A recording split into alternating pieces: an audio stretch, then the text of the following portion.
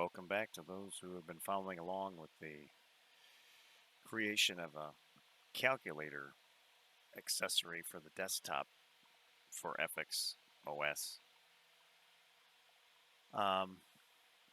So I finally finished it in as much as for what it does. I mean, it's not full featured. It's definitely not a scientific calculator.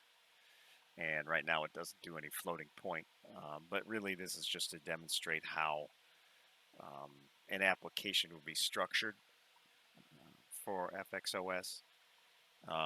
It is a cooperative multitasking system, so everything's based on an event queue that's fed by interrupts or messages being passed. So let's take a look at what we've got.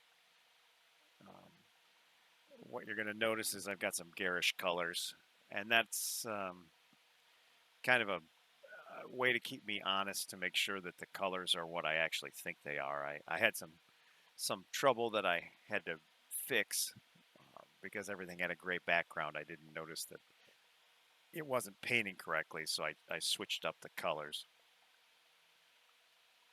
So I added a new menu for the accessories, and here it is, the calculator. The calculator actually is a standalone application, which gets a time slice as well as window messages. So let's fire it up. And there it is in all its glorious redness.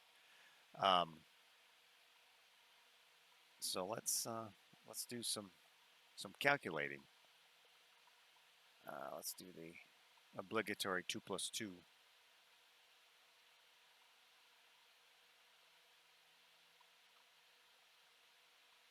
Four.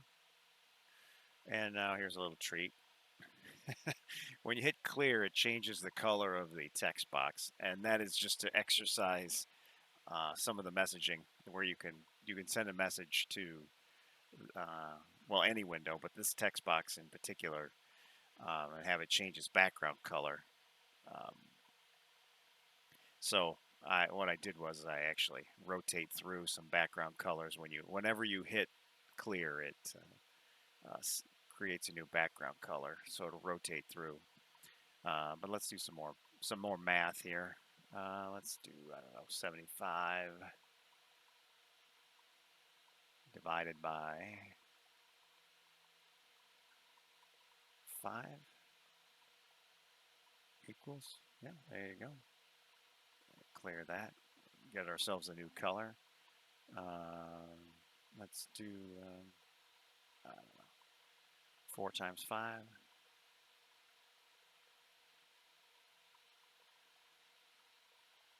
Looks right. Get ourselves a new color. And let's do, I don't know,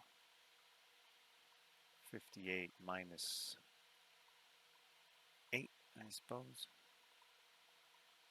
And 50. So it does function. And it didn't take very much to put it together. I spent a lot of time cleaning up and making the API more honest.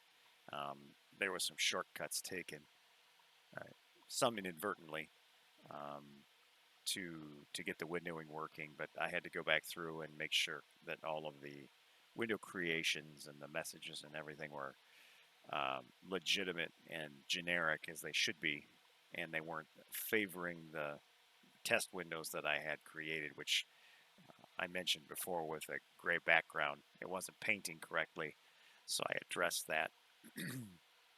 So let's go ahead and close this. And it does go away. And if you are looking at the side here, you can see that it did close, and it ended the process. If you're looking, you can see where the mouse was passing over the buttons and doing different things. So that's all of the messages being passed. So let's switch views here, and I can show you the code for that.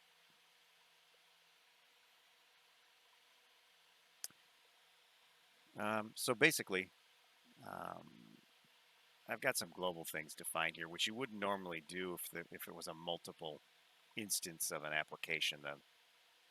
I'm cheating a little bit here just for the uh, just to try to keep it simple. I've got some globals here, which, like I said, you wouldn't do. But since this is a single instance, it I don't have to worry about anybody sharing these. Um, but this is the code to start the process. So this is the entry point FX calculator. Um, this equates basically to an application name at this point because it's not loading off of the SD or the any drives. So um, it just has kind of a symbolic name. Um, but anyway, when it starts up, it can grab what its current process is, which that gives you, a pointer to the process stuff. Now, I will admit here, this is any of these functions. This is kind of the naming convention. These are what I call kernel level functions. This is not what the final API will look like. The gate to go between user mode and kernel mode is not enabled. So these are calling the direct kernel functions, but same difference for the structure of the program. It wouldn't make much of a difference in what it would look like. But when the process starts up, it, it initializes, um, and in this case, it checks to see if it's already running, and if it is, it terminates this instance by signaling that the process needs to die.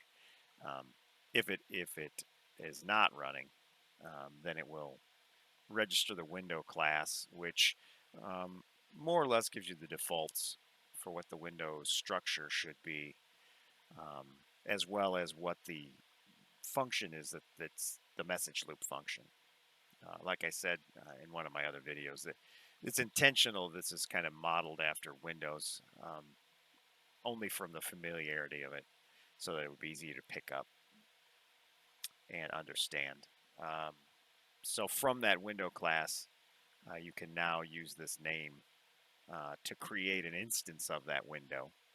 And in this case, it's a singleton, but um, the debug window that I've been showing is not. It's you can create as many of those as you want.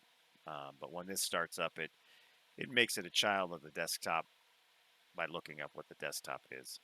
Um, there's the title and its initial position and size. Um, so it creates that window, and then this is the main process that just kind of sits idle while this is running in the window. Um, if you do close the window, um, I'll show you that down later. It will detect it by um, seeing that the instance has gone to null, and it'll terminate. So in this case, if you close the last window, which is the only window, it will shut down the process and go away, which is what you can see. Well, you can't see it in that view. That debug message showing it terminating. So this is a bunch of defines for the controls, the buttons, and some of the operations that are going to happen on the calculator. This just makes the code easier to read rather than having numbers. These are just basically IDs that are assigned to the buttons when they're created, and then when they send messages back, you can identify it. So let's take a look here. This is the calculator window proc, which again came from the class definition. So the kind of the lifespan of a window here is it gets created with a create window message, and in this case, it creates the text box and creates all of the buttons and puts them in the grid. So, like I said, I use some symbolic names to keep the code clean, where it's like it adds a column and then it increases by symbolics that are defined. And the main reason for this is as I was laying it out, and for future, for future layout changes, it makes it a lot easier to change these numbers here rather than having to replicate them on every line here and fix it up. So in this case, it's creating all the buttons. So here it's creating button number 1, which is what it's got on there. And so basically, this is the first row, second row, third row, and the fourth row. Pretty simplistic. But like I said, it's just to demonstrate kind of the feel for this. The create ends with a return because I don't want it to do any default processing. If we go down here at the bottom, if it doesn't, you can fall down into this def window proc, which again, kind of like Windows. This is what the system will do for you if you don't override it. So if you get a message and you want to do all the handling yourself, you return out early like this. Otherwise, you can let it fall through and the def win proc will handle it.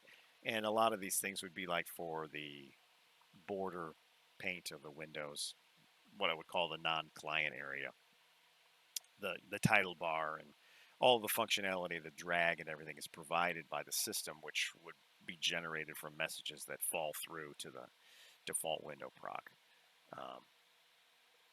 So going back up here, so it's created, it puts the buttons out there, and at the end of the create, it actually, the system will generate the paint event right here, which is the window, it's the draw window, which is handled here.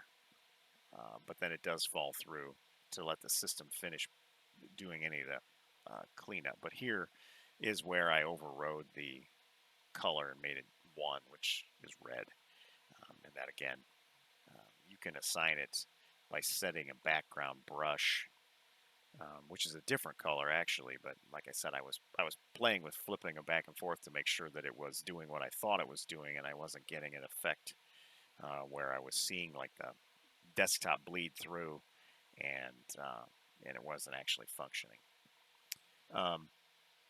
But these controls will generate a control command message, which then goes to the parent window, and then the parent can then decipher based on the ID coming back in that message. So kind of the major message here is that it's a control command message, but then inside of it, it's got some command ID, which in this case was a button was selected.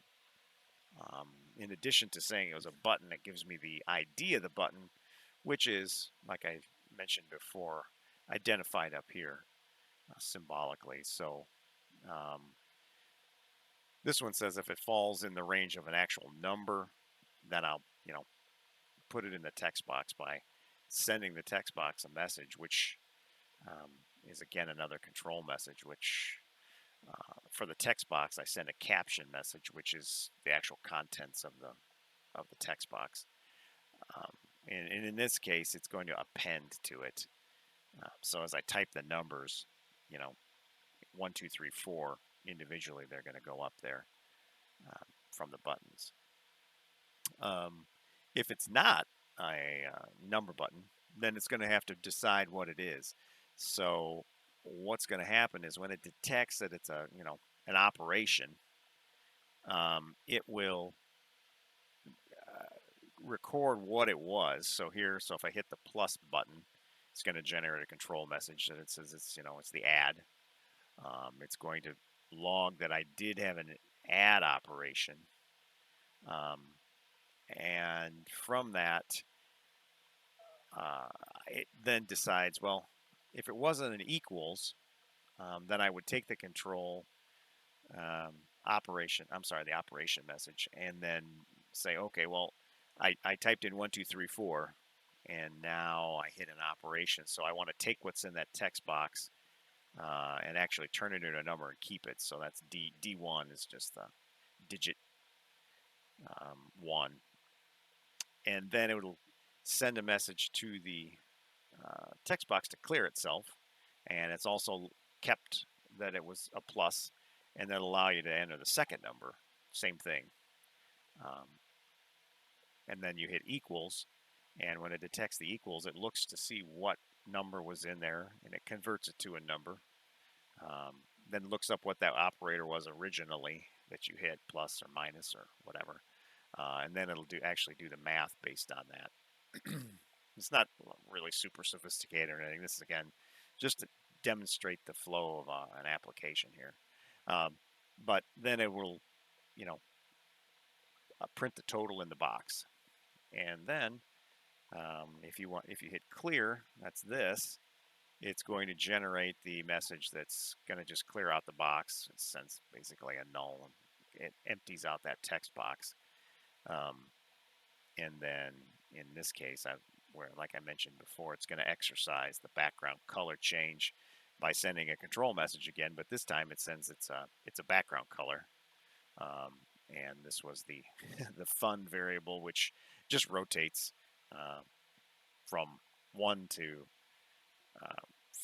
14, and just to keep it from clashing with the color of the foreground, which I actually can change. I just didn't do it for this test. So that's basically all there is to that application, and all you need to do to create it is just very little code here. Again, all of the events and the handling and stuff is done by the system. You just actually have to hook into the ones that you want, which is very little. The create lets you set it up. The draw lets you basically draw whatever your data is out there. In this case, it's a bunch of children, but and then the command lets you get those events from the controls that you've placed on your window. So it works pretty well. Let me switch back here to the debug view, and I'm going to pull up the compile window.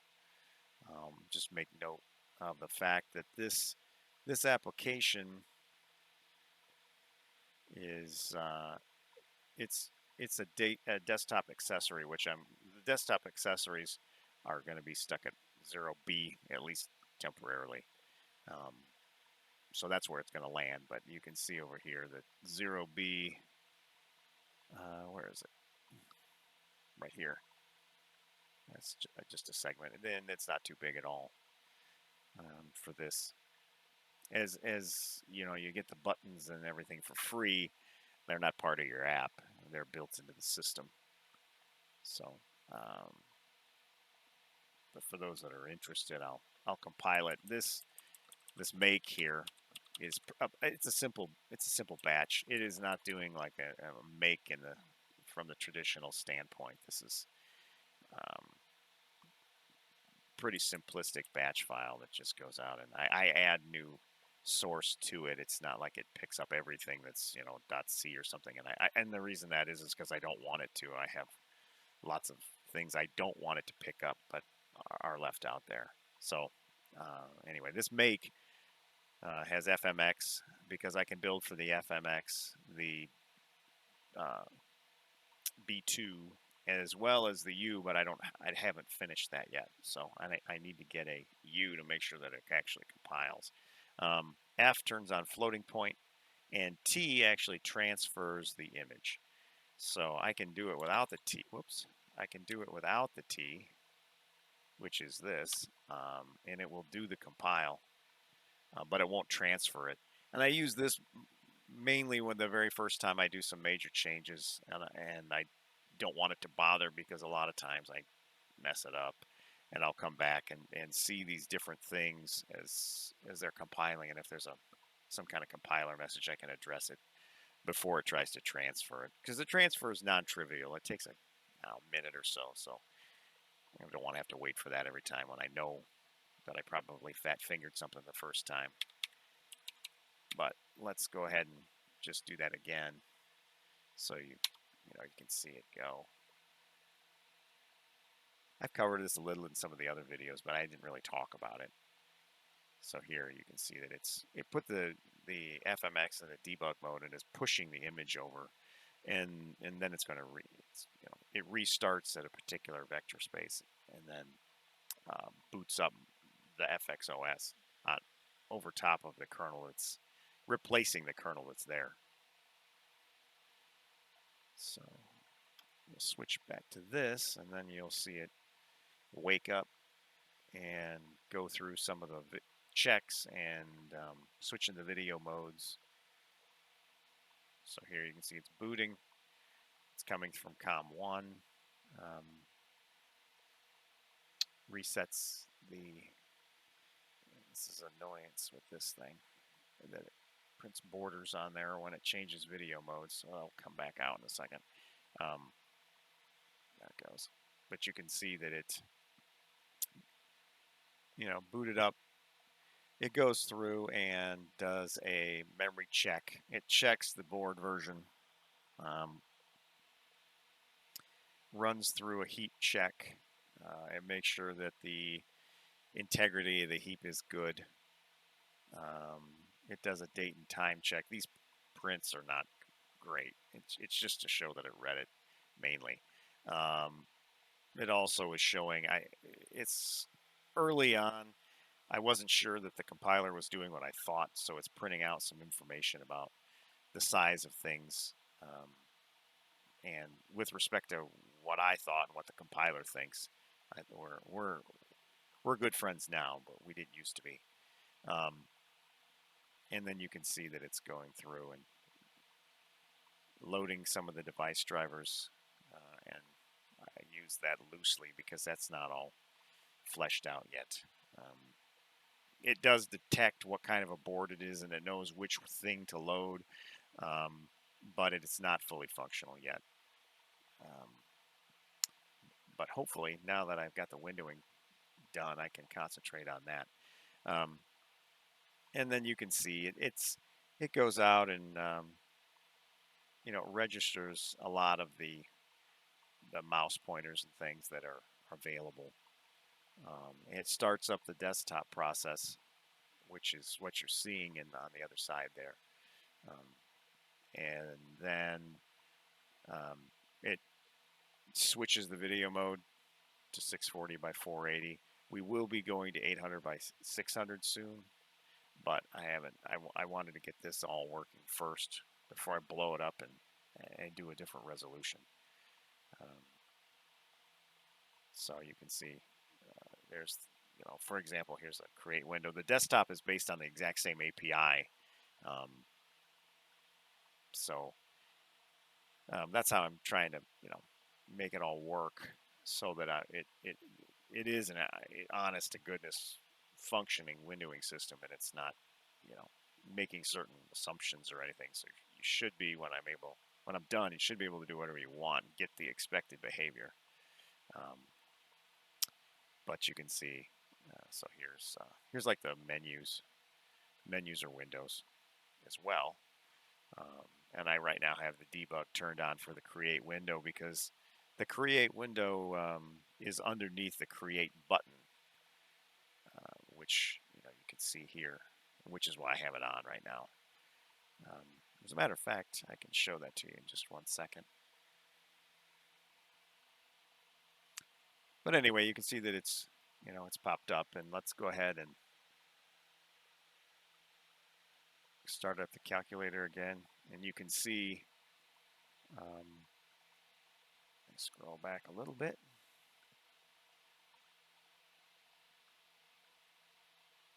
That the accessory has like I said, it's got kind of a special name because it's not loaded off the disk.